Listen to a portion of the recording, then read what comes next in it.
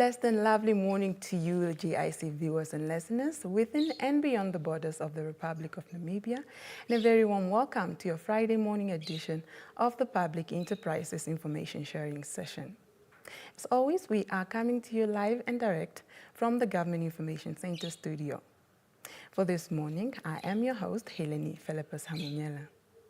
Now, for this morning's episode, we are talking the impact of the foreign direct investment on the Namibian economy. And to help us unpack this very important topic, if you ask me, I am joined in the studio by the CEO of NIPDB, Dr. Nangula Nelulu-Wanja.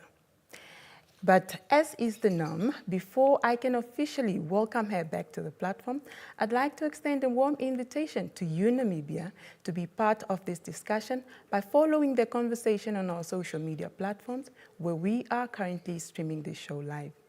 Now on Facebook, we are at Ministry of Information and Communications Technology -Namibia, or you can stream us live on our YouTube channel, and our handle there is MICT Namibia. Be part of this conversation, add your voice to the discussion by posting your contributions in the comment sections on our social media platforms. Now, ladies and gentlemen, without further ado, please help me welcome my studio guest, Dr. Nangula Nelulu-Wanja. Doctor, welcome back to the GIC. Good morning. It's always a pleasure to have you. Good morning, Eleni. It's a pleasure to be here. Right. Last time when you were here, I addressed you as Miss. Now I'm saying Doctor. So congratulations once again to your achievement. Thank you. All right. Now, Doctor, as earlier mentioned, we are unpacking, or we are discussing the impact of foreign direct investment on the Namibian economy. Briefly, talk to us about the Namibia Investment Promotion Board, Development Board, in a partnership with the Namibia, or Bank of Namibia, pardon me, recently released the first foreign direct investment report. Why has it taken this long to release the report of this nature, and what value does it add to Namibia as a nation? Thank you very much for the question. So of course, they say there's no better time than now. And yes, it took long to do this because you remember, NIPDB started in office in January 2021, or I started in January 2021. We became operational in April 2021. We have now marked our 4 years in office. Right. And of course, for you to be able to share information, you need to build a history. So of course, we are not saying that there was no history before, but the history, especially looking at ourselves as an organization being in office, has now been built. And therefore, we now believe it's about time we issue a report. Why is it necessary? You know, we all hear about foreign direct investment. Right. We have got the Bank of Namibia that always quarterly, on a quarterly basis, they release data about foreign direct investment. And then specifically, they release the data also on an annual basis. So what was important is, it's one thing for statistics, information to be released, but not every one of us have got the privilege to understand what does this mean? And therefore, while this information of FDI has always been available, and I know that there is many economic houses and so on that do take a portion here and there, I think we thought between NIPDB and Bank of Namibia, it's about time we bring it all together and tell the nation, what does FDI mean? Which sectors is it going to? What value does it bring in terms of employment and so on? And yes, why do we need it? How is Namibia performing when you compare to other countries in Africa and globally? Where are the trends? So that is really to provide information so that the nation can understand more about what is FDI, where are those sources, and what is it doing for the economy. Right. Now, Doctor, in layman's term, or for somebody that is actually sitting and now at home watching, or maybe elsewhere watching us on our social media platforms, as earlier mentioned, we are live there, and that is not quite familiar with the term foreign direct investment. In simple terms, what does it really mean, and why is it important for our country, Namibia? You know, I was smiling because the moment you say for a layman, I'm thinking, okay, I hope this question is not coming. And something I'm finding interesting recently, and sorry if it's a distraction, I'm coming back to that. Okay. So we were having some conversations recently, and then we were talking about somebody else, what do you do? And I said, okay, if I just tell you, we do investment promotion. What does that mean? Would you understand? Okay. So then I'm speaking to somebody who's an Oshivambo speaking person. Okay. And then we want to say, okay, this person speaks only Oshivambo. So what does the word investment mean? What does the word promotion mean? You will not believe this. Maybe somebody will help me, but we did not find the word for investment in Oshivambo, for example. So I do not know about other languages, but yesterday we had the conversation, and my colleague who is Damara speaking, and then I said, okay, so what is the word investment in Damaranama? So the word he found is the word that we also found, which means like it's almost okutuvikila. It's more like saving than investment. And in English, savings and investment are two different items. And when you look at investment, before we come to the foreign direct investment, so and how it is different is investment. When you invest, you expect a return. Right. So investment is really about I sow. So I say, I think the better word for Shivambo for investment will be more like okukuna, which is sowing, because when you sow, you reap. So you expect a return, and there is risks there involved. You can put your seed in the ground, and then nothing comes out. So it's a faith action, or you can put your seed in the ground and something comes out. Right. So we look at that one, and that is investment. So in general, then investment means if we want to grow the Namibian economy, we need to make sure that some people are taking the risk of sowing and they can expect a return. So now, if you have got an economy that is small, sometimes the seed that you need to sow, you don't have sufficient seed. So it's like, okay, we have got a big mahango field. We need to sow, but we only have so much seed. So now we have a decision. Do we then say, okay, we will only harvest based on the number of seeds that we have? Or can we go to our neighbor and say, neighbor, we have got a big mahango field.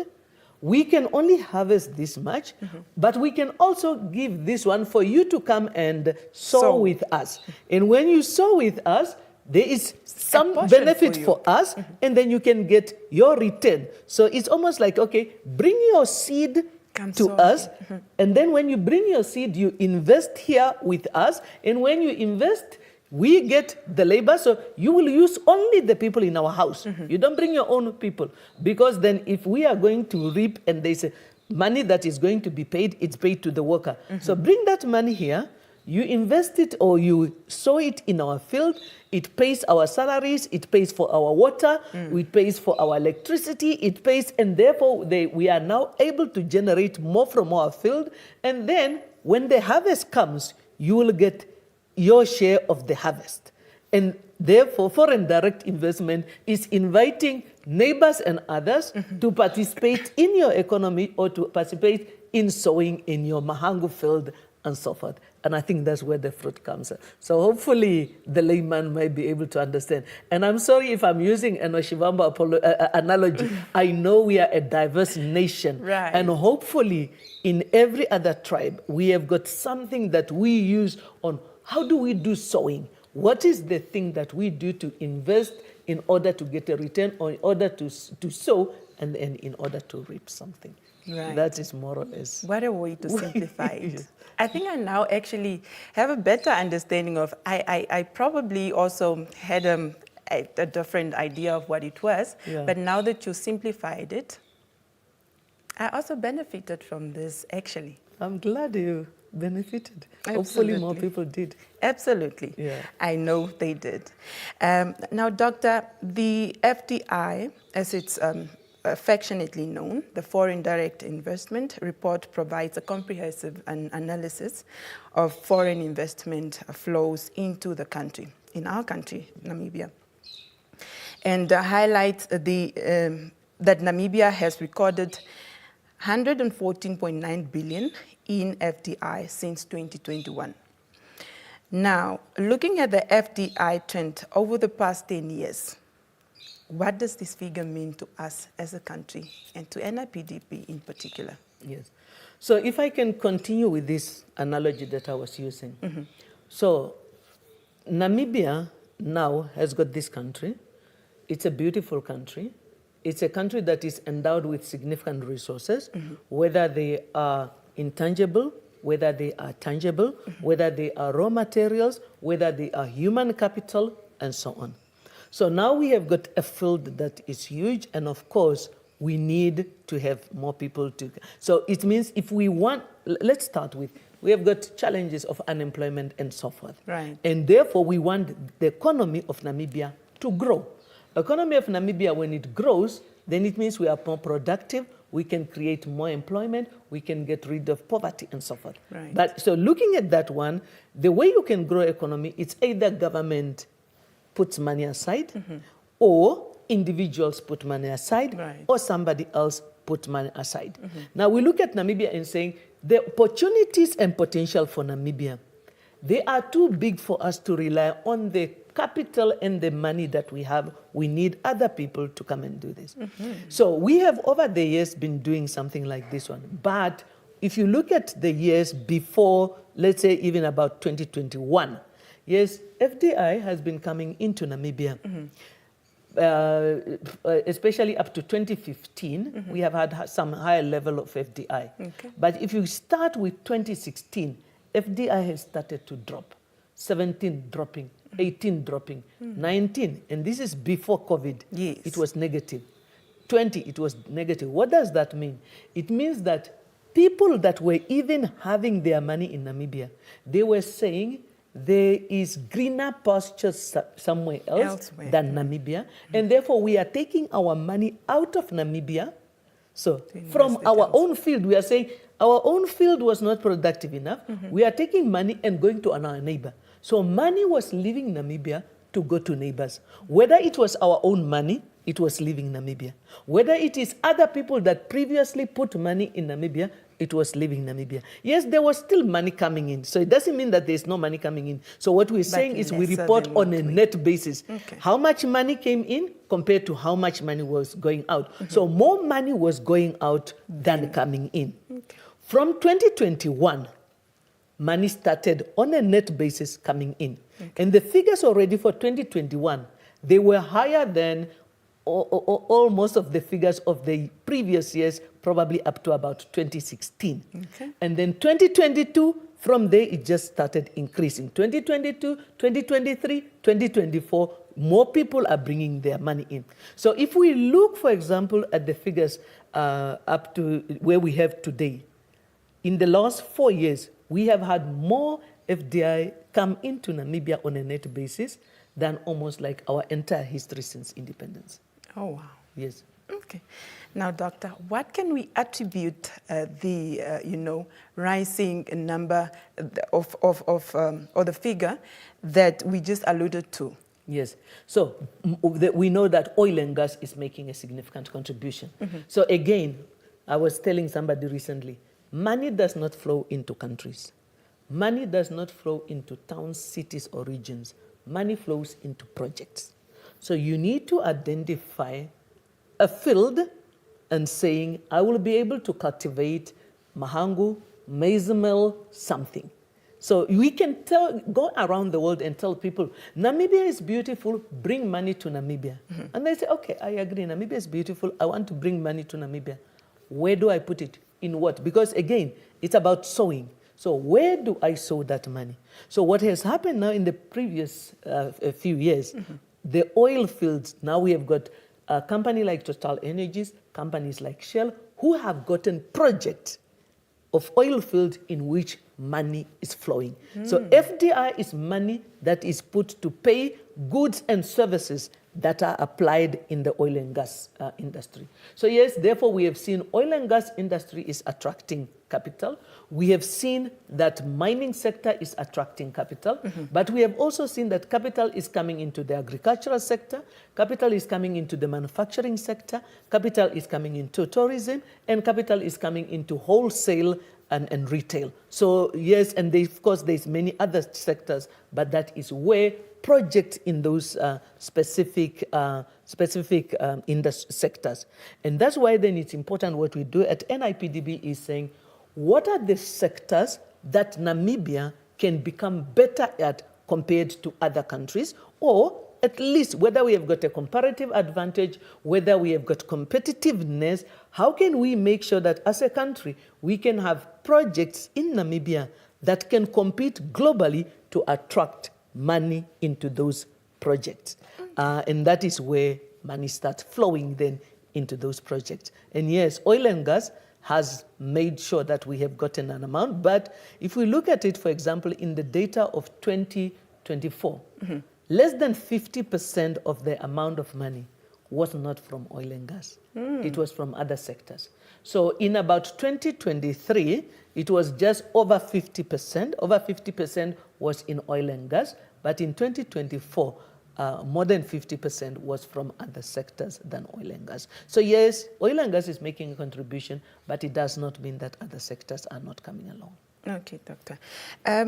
Would you perhaps want to dwell more on what other sectors then contributed to that figure that we earlier on mentioned, the 114 billion? Yeah, so I think, like I said, mining has contributed significantly. Manufacturing, and when we say manufacturing, of course, the biggest portion of it is we had Namibia Breweries, or Ottawa and List had a project which they call Namibian Breweries. And maybe it's a good one to look at that one. And why, for example, the involvement of local businesses into attracting FDI. So what happened, for example, in the case of Ottawa and List? Many years ago, Ottawa and List says, we are starting a company called Namibia Breweries. And then over the years, they grew this company. And then they came to a place where they say, okay, this company has grown. This company is a national asset. But now we want somebody with bigger muscle, with more capital to buy this company from us. Now, the good thing is that company is Namibian owned. So now it's Namibian owned, and they say, we now want to sell it to somebody. And yes, what are the reasons for selling? I'm sure that they've got their other reasons for selling, but one of it is this brand needs to go globally. Right. And we are just a local company. We need somebody with a global presence to grow this company so that it can deliver more value for Namibia. Because it's a Namibian company, we want to take it globally to sell more of our products there. We need somebody with a global presence. That is one of the reasons they look at it. The other one, they say, we as a group, we need to also diversify our own offering, and we therefore need capital to invest in other sectors. So, for example, they started to say, okay, ONL leisure needs to take off. In agriculture, we need to do more. We need to enter energy. And those are the kind of new sectors they look at. So what happens then, they sold Heineken. Why am I referring to it? Is because in the 2023 figures, and when you look at projects and money coming into manufacturing, that was a large transaction. So money came to buy that asset. The benefit will be, number one, in buying that asset, there were, for example, commitment by Heineken to support SMEs. So, and that is additional support that is coming in terms of MSME fund. But then the money that came, because that company was owned by Namibians, it's money that came, and all of a sudden, ONL Group was able to take that money and renovate Mokuti and do Strand Hotel and many other items. And therefore now they even employ more people across the sectors, which kind of tells you, if me and you want to attract FDI and we want to deal with unemployment, if you are able to start a business and then it grows and you are even able to invite neighbors to work with you in that field with that money, you will take the money they pay you to do other things, and then, of course, you will increase productivity together with them in the field where you are. And the livelihood of your... And the livelihood of your people. Absolutely. Yes. Okay, Doctor. I'm liking this discussion. But in Namibia, if you are just tuning in, you are tuned into a public enterprises information sharing session. And as always, we are coming to you live from the Government Information Center studio. For this session, I am your host, Heleni Felipe-Samunyela. And as earlier mentioned, this morning we are talking the impact of foreign direct investment on the Namibian economy. And to help us unpack this very complex and interesting topic of discussion, pardon me, I am joined in the studio by the CEO of NIPDB, and that is Dr. Nangula Nelolowanja. Now, you too can be part of this conversation by following the discussion on our social media platforms, where we are currently streaming this show live. Now, on Facebook, we are at the Ministry of Information and Communications Technology, or alternatively, you can stream us live on our YouTube channel, and our handle there is MICT Namibia. Add your voice to this conversation by posting your contributions on our social media platform comment section, and get your feedback from the horse's mouth. I have the doctor with me in studio. Now, doctor, back to our discussion. For someone sitting at home who may not have the full insight of what NIPDB does, but I think you've earlier on actually, highlighted what NIPDB does. Maybe, how do I want to put this question? Maybe let me put it this way. What would you say is NIPDB's role and contribution to these FDI figures that we have just been alluding to? So I think NIPDB does maybe 2-3 things. Okay. So, number one, if you want to attract international capital into your project, you, as a country, you start there. You need to be known. So one of the things that NIPDB does, and we have been doing for the past 4 years, is tell the world about Namibia. And I know that many times we have been called Africa's hidden gem or Africa's whatever, secret, and so on. While that is nice and well, it does not bring in foreign direct investment to the magnitude that we need. Absolutely. So we do need to share our beauty with the world. So what we were doing then is reaching the world and telling them, there is Namibia, please notice us. And yes, there have been platforms where we go, and I know that many people that travel, they say, we went somewhere, and then you ask Namibia, and they say, what? Namibia, where are you? Where and so are on. you? And what we have then been doing is really to make sure that those questions don't happen. And I believe from my side and what we have looked at, we are making progress. And of course, NIPDB does that, whether it is going alongside delegations of the president, whether it's Ministry of International Relations and Trade that we are working together, whether it is other ministers and other leaders, whether it is other offices, ministries and agencies that says, please come along with us, and so forth. So, and then normally when we travel, we do things that we say, discover Namibia or invest in Namibia session. Then we do that one. So there's a kind of wide campaign, and then there's targeted campaign. And then, of course, there is individual meetings where you do, what do? You target companies and you meet with them and tell them, we have got this Namibia, we've got this project. So really about marketing, communication, branding, and so forth. The second thing that we do is, of course, when you are selling your product, you need to make sure that your product is not defective. Because it's one thing for us to tell people to come to Namibia. It's another thing for people to come and say, no, but Namibia, your policy is not in place. So the second thing that we do is really looking the policy environment of Namibia. Is it conducive to investment? And therefore, we do policy advocacy. We look at the competitiveness of Namibia. We identify constraints. We do something we call productivity task force, where we bring the public sector, the private sector together. They sit, and then when they sit, we ask questions. So, for example, the public will ask the private sector, you in this industry, what can government do to help you grow? When the private sector, whether it is local or international, sees that you are supportive, then they will come because they know Namibia is ready for business, and therefore they are doing a lot to improve their environment. That is one thing we do. The other thing that we do then is identify, like I said, money that needs to come in, it needs to come into projects. Right. So, but you start with sectors. So we have designated Namibian sectors. We are having something we call even propositions. And if you go to our website, you will be able to see a lot. nipdb.com is our website. You'll be able to see a lot of what we are doing, yes, to promote Namibia, but also to show to the world what are the opportunities that are Namibia. We have got something on that website under the investment opportunities called propositions, and it tells people what are the opportunities. And then the third thing that also you see there is then projects.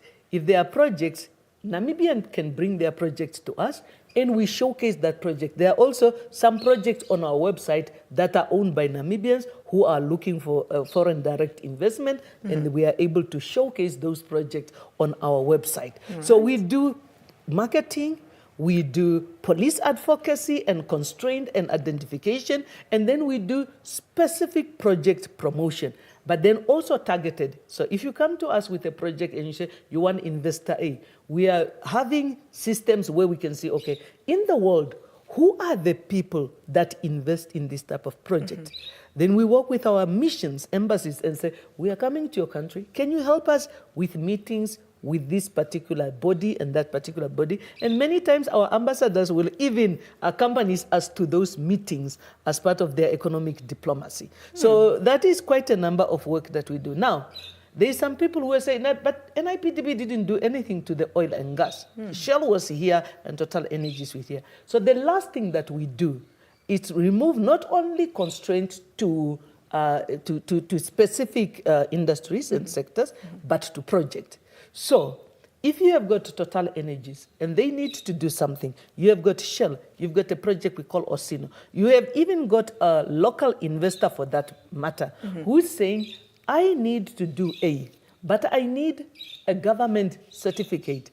I need a government license. We are running a one-stop center. So at that one-stop center, most of the oil companies and their service providers, we have assisted them with the work permit, and that enables them to make sure that they are able to carry on drilling, and we do that to decrease the turnaround time. Normally they tell you, for example, in oil and gas, if for one day you don't do the work, it costs you about $1 million Namibian dollars. So from our side, then it's about working with them to make sure that they are getting their support from government, licenses, permit issued faster. And if there is even still a misunderstanding, for example, between a certain government agency and the industry, then we facilitate conversations and dialogue between the public sector and the private sector. And we have done quite a lot of that, even in the oil and gas industry and others. So I think we have done our own little contribution in most of the sectors operating in Namibia and in making sure that FDI is flowing. All right. I like that a lot. Now, Doctor, away from NIPDB's role and contribution to the figure we've just alluded to, yes. Poverty and unemployment are some of the enduring challenges faced by Namibians. Now, according to the data collected, how does a foreign direct investment or in general contribute to job creation in Namibia? Yes, that is a very, very important question.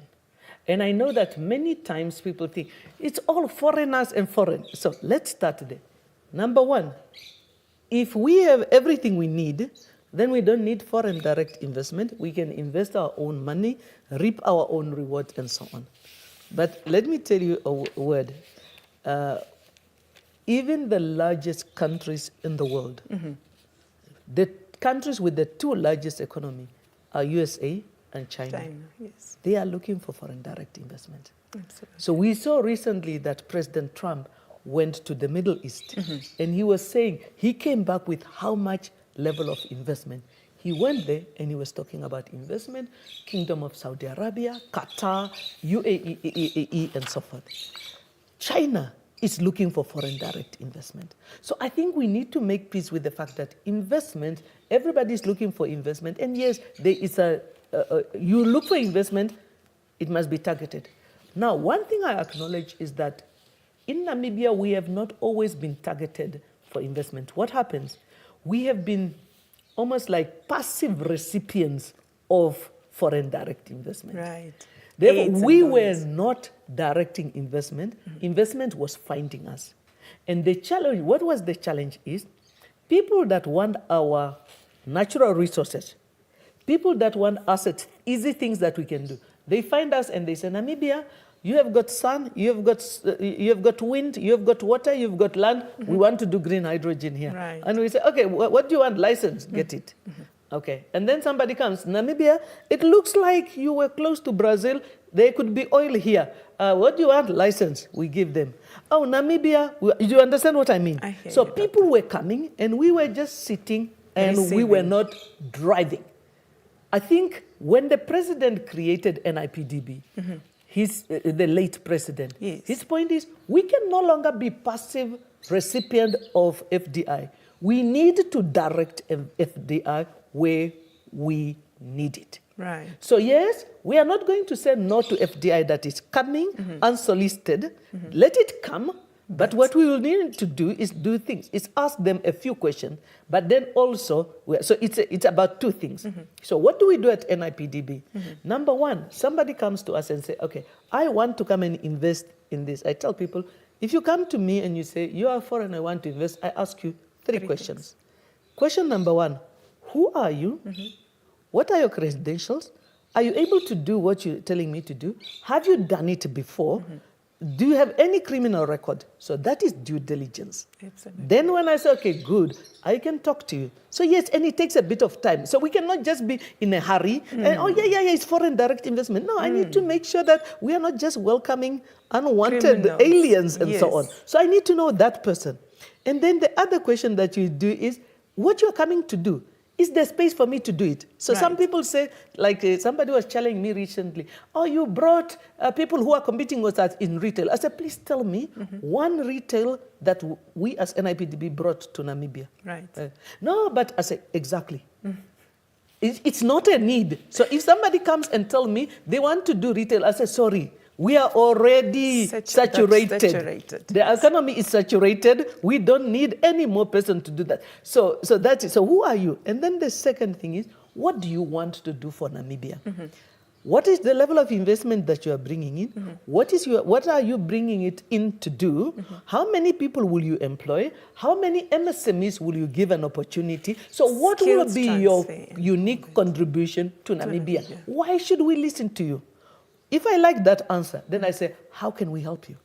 How can government support you to invest in Namibia? So if you come yourself, those are the three questions. Okay. Then they say, one that we say, we are not passive, we are active.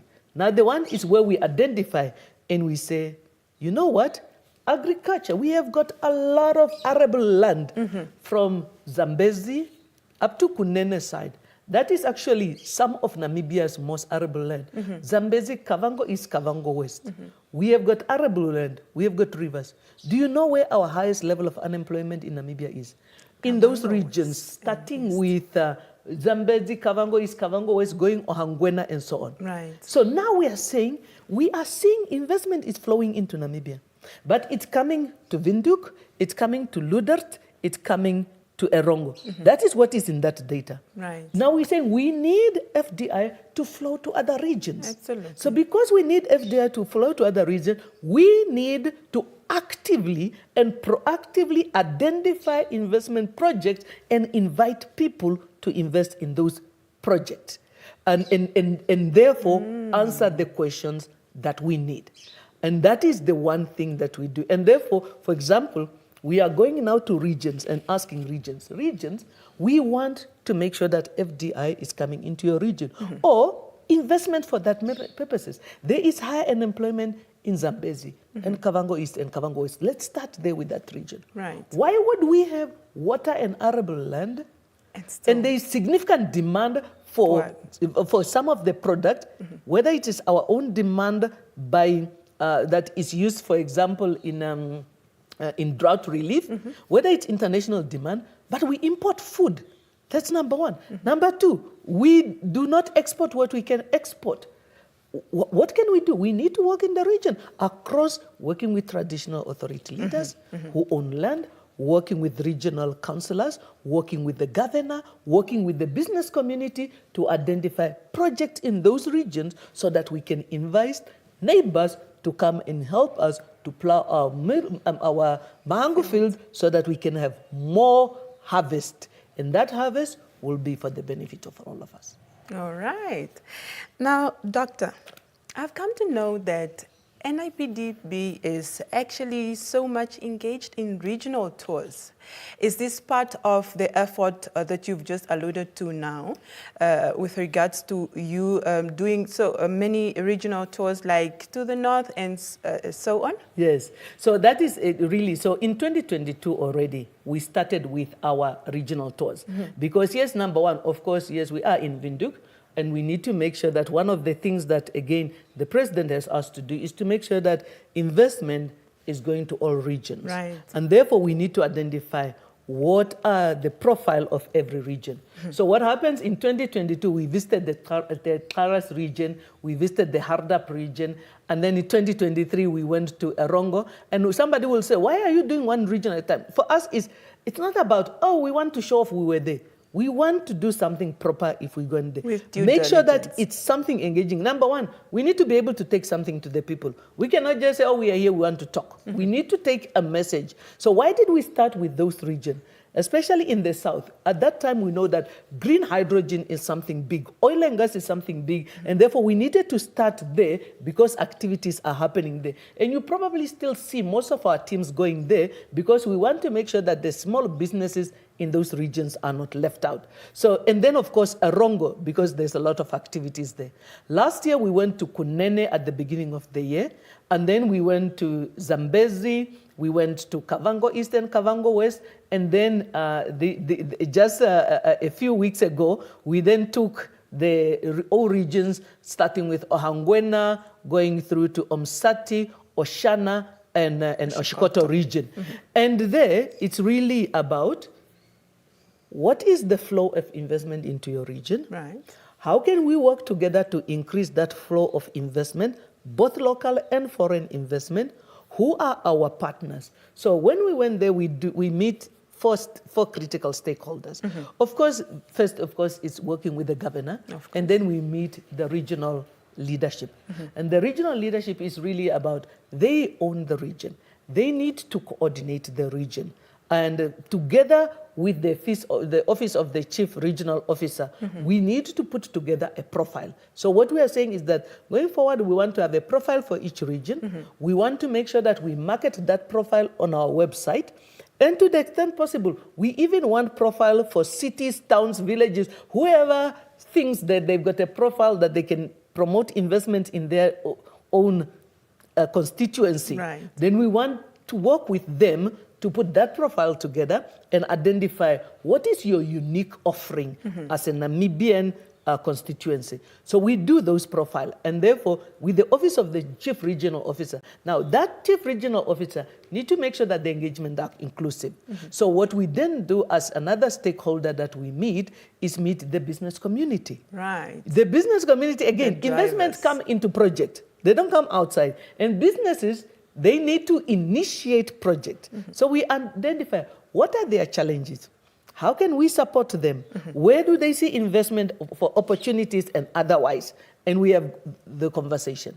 The other group that we meet is youth.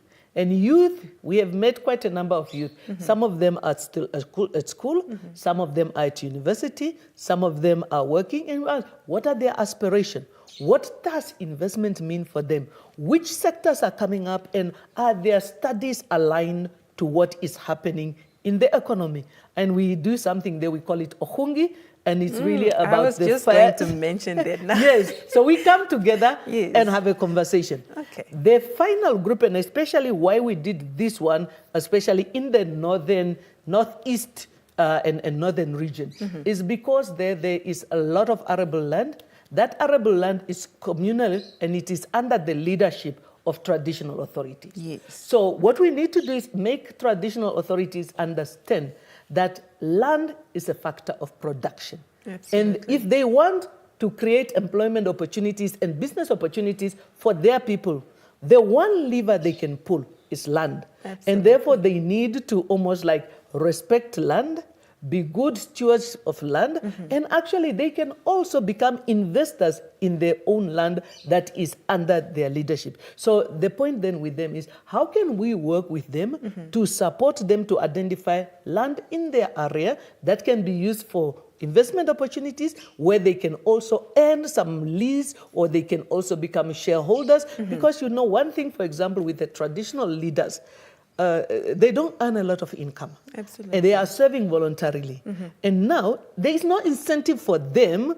The moment they give land, it becomes a state. There is no incentive for them to be good stewards. So how do we motivate them to make sure that they are good stewards of land? So that is some of the conversation that we were having with traditional leaders, that started with traditional leaders in Katima last year, in Kavango, Eastern Kavango West last year, and we were having now with some of the traditional leaders that are especially custodians of customary land that can be made available for investments. Okay, and thus far, Doctor, what are some of the challenges that you may have encountered in the processes of, reaching your target stakeholders? So there's actually not a lot of hindrances. Okay. The one, of course, it's always communication. And so maybe the challenge we face is, what is the challenge that you have in reaching to? Because you know that if all our people are dispersed around along 824,000 square kilometers of Namibia, number one, you see my team and us, we communicate a lot on social media. So what I tell them is, team, social media is here. Yes. It excludes many people. Absolutely. So reaching our stakeholder is a challenge, because yes, social media is it's cheaper to share information on social media. It's convenient, but it doesn't reach many people. The grassroots. The grassroots. So yes, we then try to work with the likes of NBC and so on. And then, of course, you go radio, but it depends on what you want to do. So now you say, okay, now we need to make sure that we work with the traditional authority leadership, but you are only so many people in a team.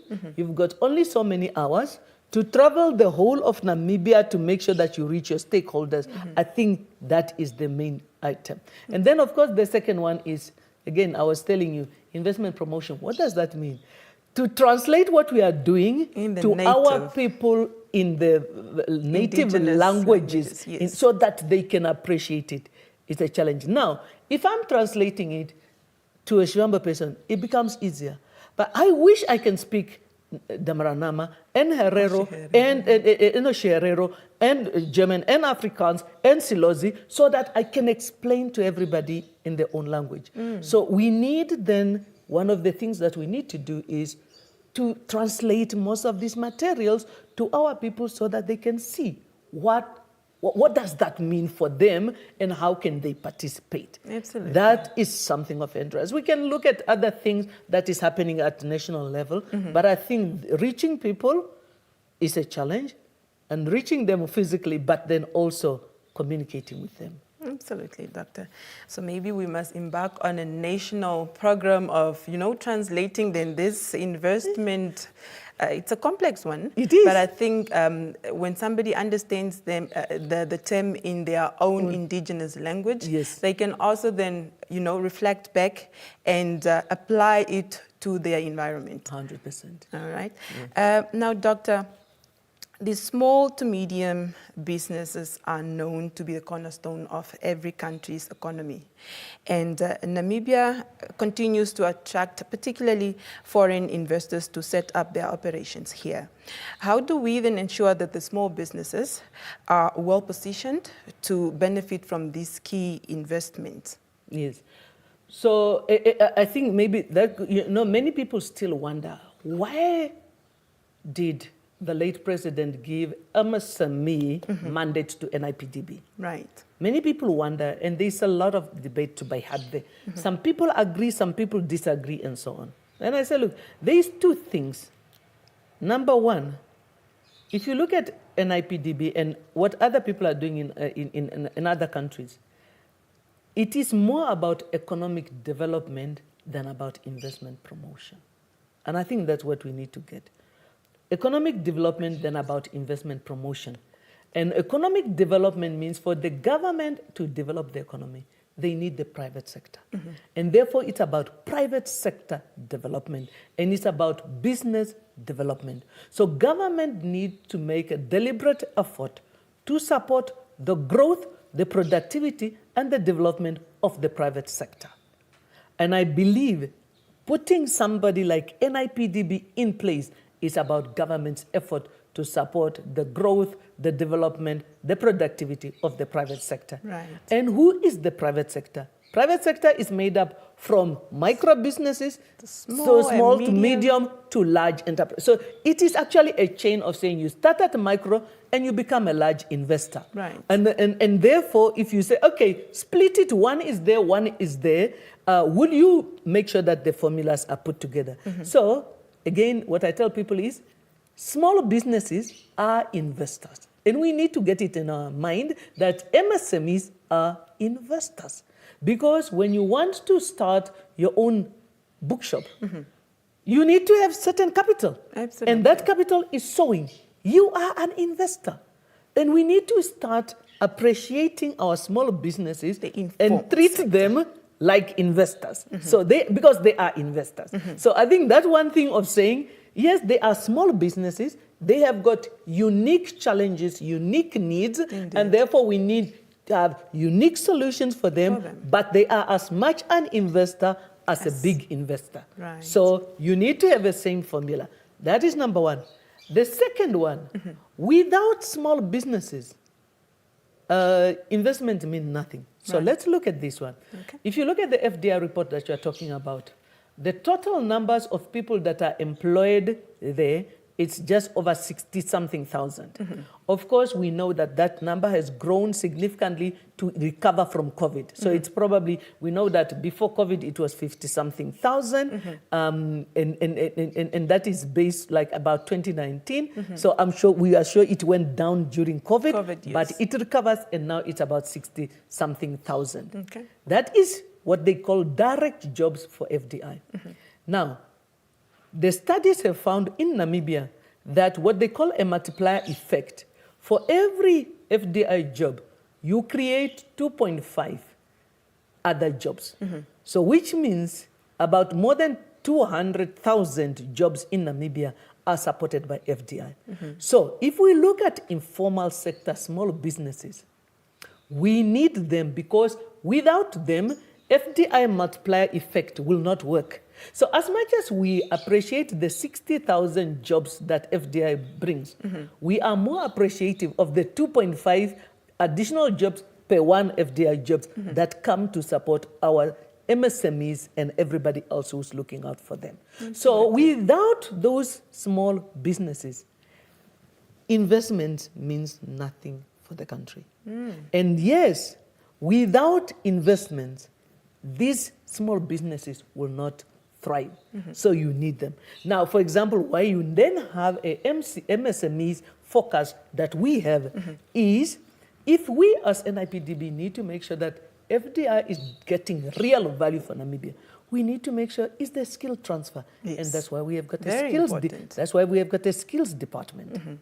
Are we producing the right skills that are needed for the industry? That's why we've got a skills department. It doesn't have many people. It's got four or so people, but it works with everybody to say, these are the skills that we need for the sectors that are here and the sectors that are coming. Education and academia, please help have these skills. And then we go to investors and others and say, here are the skills that we have, please give these people opportunity. The second part is we have got the MSME department, small businesses department. And then we ask investors, where are the opportunities for our small businesses? And then we go to our small businesses. Do we have small businesses and are they ready to take up these opportunities? So that is really where the link is, and it is critical. If you miss one, then you do not, you do not get significant benefit from FDI. All right, Doctor. Now the saying goes, time flies most when you are having fun, right? Yes, indeed. We have a lot has been said today. I was enjoying the discussion. I've learned so much from this conversation. But now I want to find out, Doctor. See, the goal for NIPDB is to triple these FDI figures that we were referring to now. I think it's one of the goal, or if not the mission. Yeah. In the near future, yes. Yeah. Talk to us about what it would take for Namibia to achieve this very important goal, because to me it is really very important, and I know for the all these industrial sectors and NIPDB, it is also important. Yes. What would it most likely take? No, thank you. And I think, again, what is important is FDI, but it's also investment by Namibians. Of course, we are wishing that today we had as good information to showcase about our local investment as we have in FDI.